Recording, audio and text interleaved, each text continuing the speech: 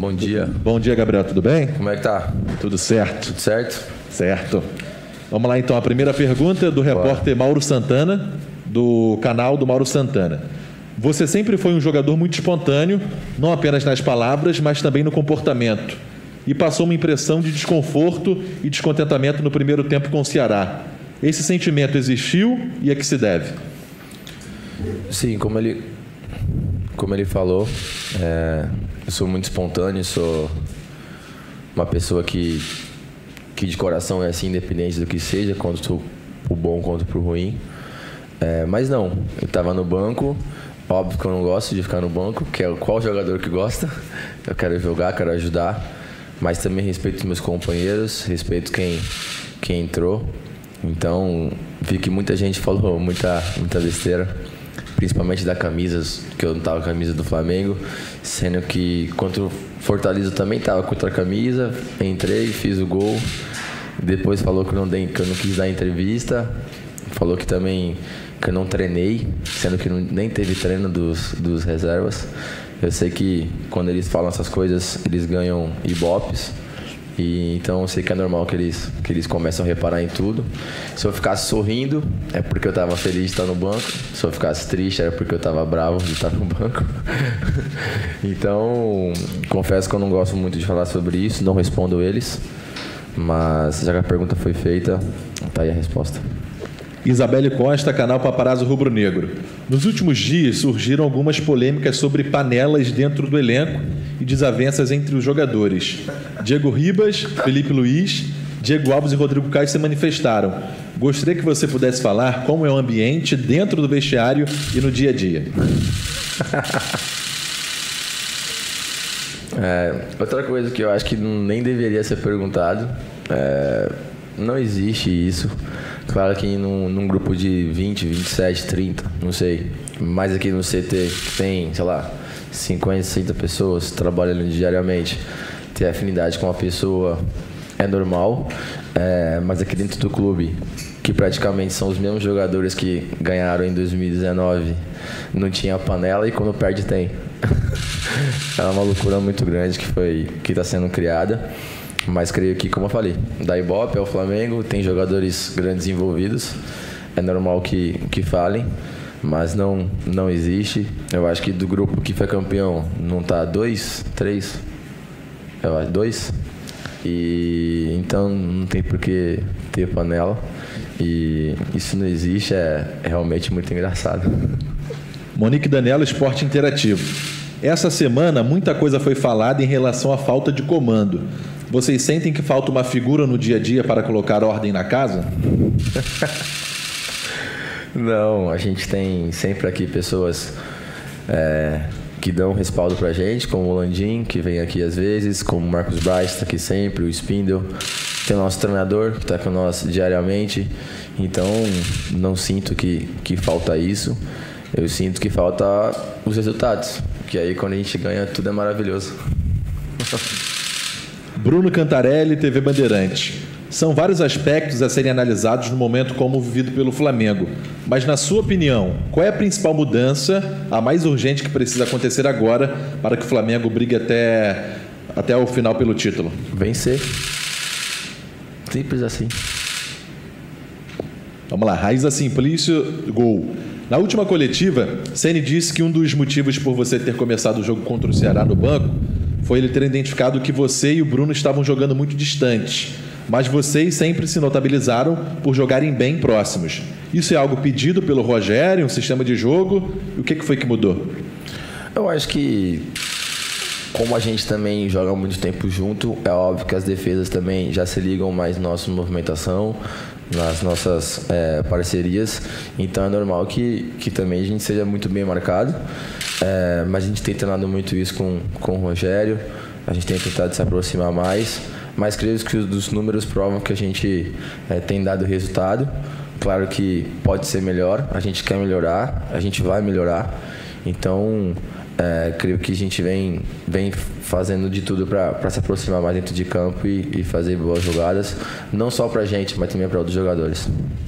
Marcos Coelho, Rádio Tupi. Nos últimos dias, o assunto liderança do elenco foi muito falado no noticiário do Flamengo. Quem você destaca como líder ou líderes no elenco e como eles estão agindo nesse momento complicado? Eu acho que cada um tem a sua liderança. A gente tem o Vili, que fala mais com a gente, não tanto com a imprensa. A gente tem o Diego Alves, que dentro de campo é um líder. Temos o Diego, que fora de campo também é um líder e também dentro. Tem eu, que também sou um líder, mas totalmente diferente deles, como jeito de ser, espontâneo, de às vezes ir em cima do juiz, às vezes brigar com outro jogador do time adversário. Temos o Gerson, que é um cara que vem se mostrando que tem comprado nossa ideia de ser um líder. Então, eu acho que a gente tem muitas lideranças. Tem o René, que está aqui há muito tempo. Tem o Arão, que tem mais de 300 jogos com a camisa do Flamengo, ou tá para fazer.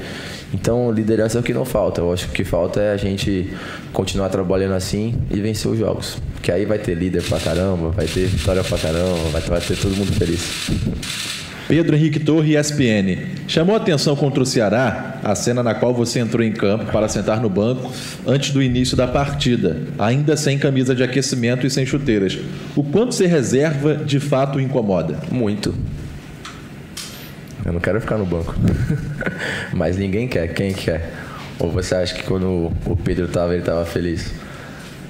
E quando o Michael não está entrando, ele está feliz. Todo mundo tem sua parcela de vontade de querer ajudar o clube como o Flamengo, de ser campeão 2 vezes seguida do brasileiro. Mas creio eu que, como eu falei, a camisa, não sei se vocês já perceberam isso, mas na Europa é muito normal isso acontecer.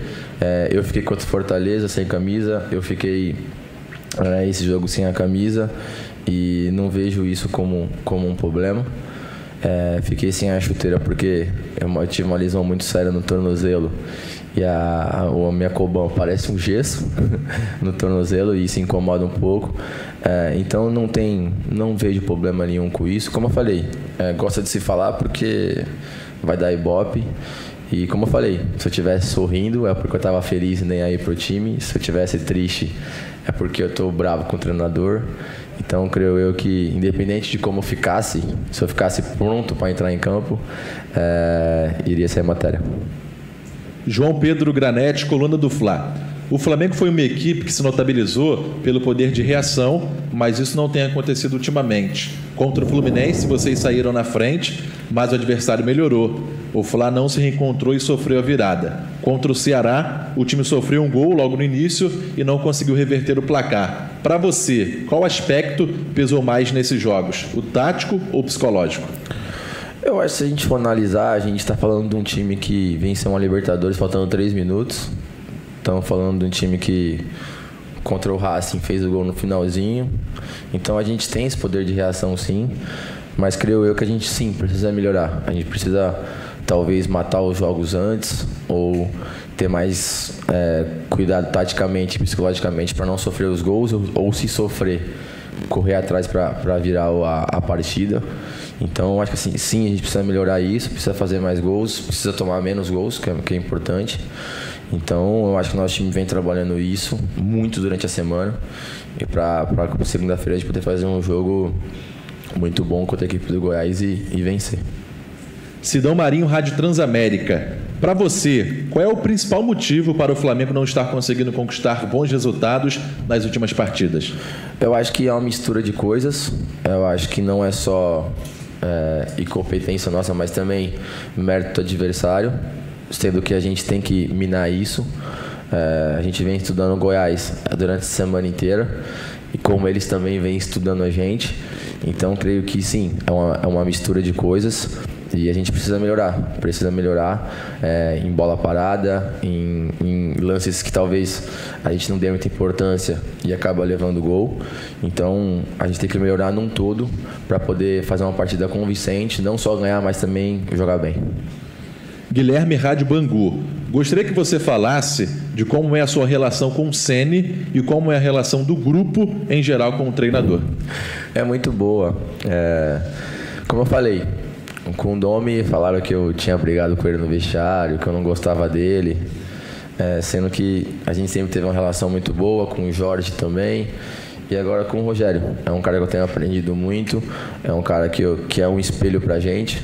pois está sempre aqui no CT trabalhando, está sempre do nosso lado conversando sobre tudo, não só sobre futebol, mas também sobre a vida que ele tem, que ele teve no futebol. É um cara experiente, que já venceu tudo e está aqui de corpo e alma. Então a gente também está junto com ele para poder ajudar ele e ele também ajudar a gente.